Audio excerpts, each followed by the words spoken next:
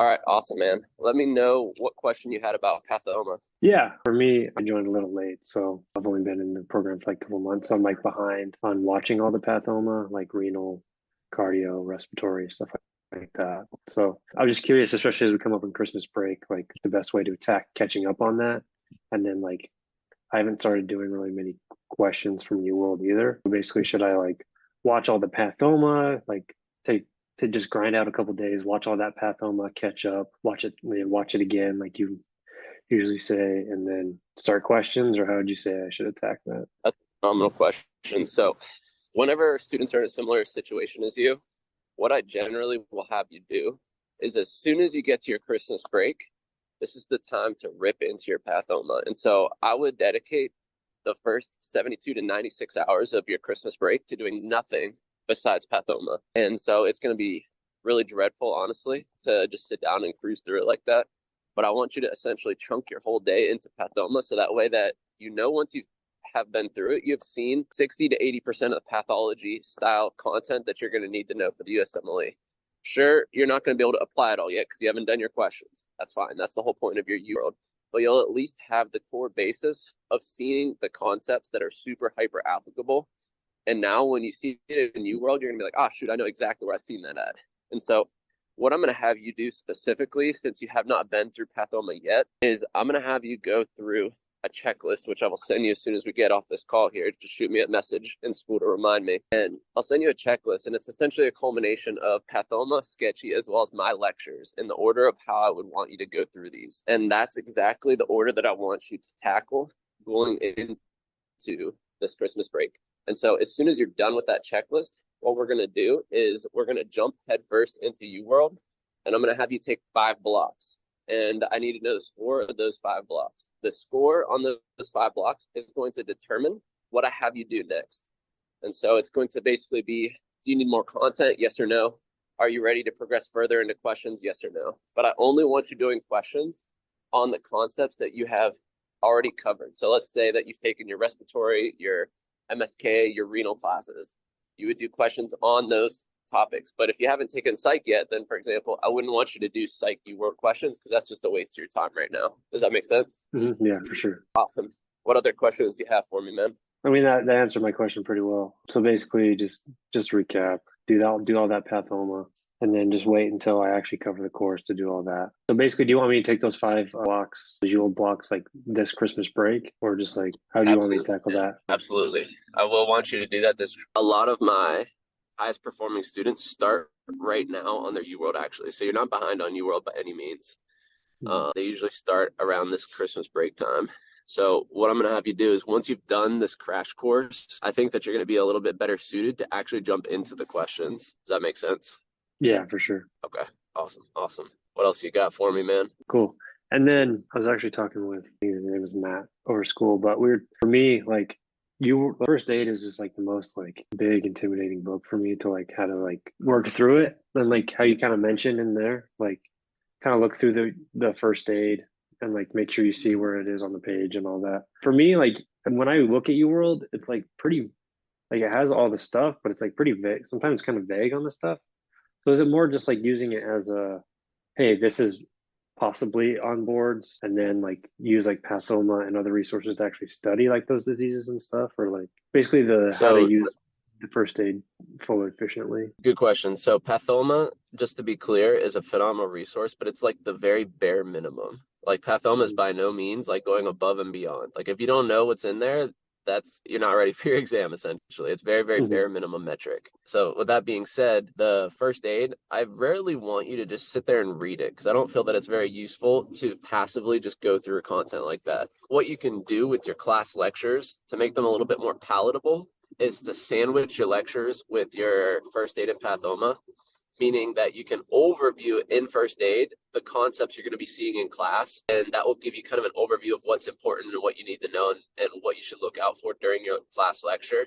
And then after the lecture, you can go back through and now that you've heard it from your teacher, it kind of makes sense more of the first aid little paragraph on the disease. But in terms of using it actively with your UWorld, this is where you're going to get the most bang for your buck out of it. And so I would definitely urge you to go back and check the onboarding videos. It's either the last one or the second to last one, I believe, where I go through kind of the reverse pyramid protocol and how to actually annotate your first aid book in conjunction to the UWorld. But what I'm going to have you do, basically on the flagged questions especially, this is where you need to make a mental note that this is the most important, is you're going to go to your first aid and you're going to do the protocol with the boxing the answer, and you're going to go in and annotate the stuff that's not in your first aid from your UWorld. Anything that would have caused you to get the question right, if you would have known, you want to highlight that, et cetera, et cetera. It's explained in the video. But essentially, it's used to help cement in what you see in your UWorld, because the UWorld explanations are phenomenal, but they're also pretty long and very overwhelming. And so the first aid is to get you the basis so that you can kind of form a framework in your brain of what are the most important 4, 5, 6 points about each disease, because UWorld's going to go in and talk about the intercorrelations of the different pathologies and how it comes together and how that's applicable for this specific patient and all that kind of stuff. But it's very easy to get lost in the sauce with it if you have no kind of backbone with the information, which is what the first aid does. So I never really want you just sitting here spending like hours upon hours just reading your first aid. The only time I'll have you do that is actually the week or two before your actual exam. And so that's when you're going to go through and you're going to see one more time all of the annotations of the stuff that you did not know the first time and the second time that you went through your UWorld. And that'll be a phenomenal reminder, because the stuff that you really emphasize that you're writing in your first aid, you're going to be like, oh, shoot, I remember exactly that question that I had missed, that I literally wrote this question because of that specific thing that I now know extremely well because I've annotated, I've reviewed it. I now see that this is something that is probably obvious to you now, but it's because you know it so well because of following the process. Does that make sense? Yeah, so you're kind of using it like to take notes and basically just kind of fill in gaps along the way. That kind of what I'm gathering. Absolutely. Absolutely. Okay. Okay, cool. No, that's helpful. And then, okay. But Yeah. it's definitely an overwhelming resource, but it's one that needs to be used, honestly. It's basically like having an answer sheet to the exam, but you just have to have a methodology to get through it. And Mhm. UWorld is going to be your methodology to get through the book, because you're going to find once you go through all of your UWorld, you're going to have annotated every single page of your first aid. It's just how it is, right? So it basically Mhm. gives you an opportunity to see all the material and to classify it in your brain as easily as possible. And I should be doing that for questions I get right and questions I get wrong, or like questions I get right that I'm like, I kind of Generally, guessed at, or yes, exactly, exactly. If you got it right and you're confident on it, it's kind of redundant, honestly, to go look in your first aid, add a bunch of stuff, write stuff. You can if you want to, if you want to be very, very thorough. But generally, for students, just for the sake of time, I say that if you got it right with 100% certainty, it's not completely necessary to go there and annotate, because you're going to see that same disease pathology in another question at another point in time, almost guaranteed. Like if you knew a pneumothorax question because you saw the x-ray, then you're probably going to get another pneumothorax question that is difficult in the future that you're still going to have to read that section for. So it's going to be totally fine if you don't annotate stuff that you got right with 100% certainty. okay, cool. That makes sense. Sorry, this might be like, this is Awesome, like man. pretty lame question. I should probably No, know, no, but hit me. one UWorld That's what I'm block here for. is what, 40 questions? 40 questions. Yes, Mhm. sir. Okay. And that take what, they give you an hour? Yeah. Okay.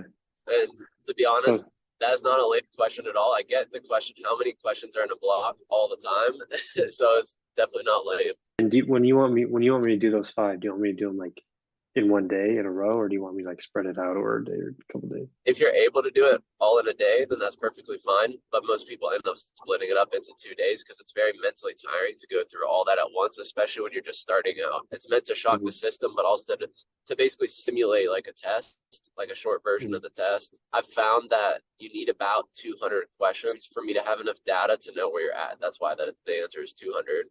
Okay. And you want me to do it on just topics I covered so far? Like obviously don't add other crap in there. Yep. Okay. Just organ Cool. systems that you've covered. That's correct. Okay, cool. Then I will make sure I get that. I'll get that pathoma. And if I've like, so like all the micro sketchy and stuff like that, like I watched that like last May and I've referred back to it every now and then when I need to, but I watched everything once. Do you want me to like watch it all again before I do those like So stuff that I've like already done? Like, would you good recommend doing question. all So that again? that's actually part of the checklist that I'm going to send you. It'll tell you exactly when to watch it, but also you're going to watch it whenever you miss your UWorld questions on those topics. So it's like a freebie. Like let's say you miss a question on Pseudomonas, boom, you got to rewatch the Pseudomonas sketch as soon as you review that question.